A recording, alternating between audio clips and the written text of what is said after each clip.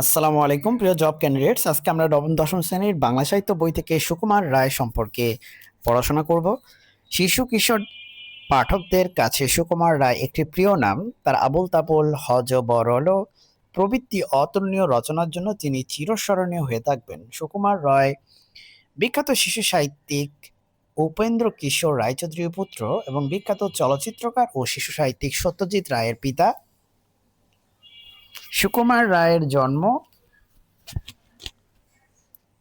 ময়মনসিংহ জেলার মাসুয়া গ্রামে 1887 সালে 30শে অক্টোবর। এখানে একটা জিনিস খেয়াল করছেন, তার উপেন্দ্র কিশোর রায়চৌধুরীর পুত্র এবং বিখ্যাত চলচ্চিত্রকার শিশু সাহিত্যিক সত্যজিৎ রায়ের পিতা হচ্ছে সুকুমার রায়।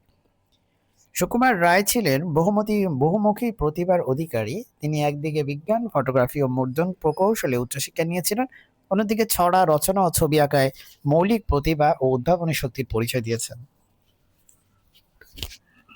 প্রেসিডেন্সি কলেজে পড়ার সময় তিনি প্রতিষ্ঠা করেছিলেন এক অদ্ভুত ক্লাব, নাম ননসেন্স ক্লাবের। পত্রিকার নাম ছিল সাড়ে বত্রিশ ভাজা। তার রচনাগুলো অদ্ভুত ও মজাদার।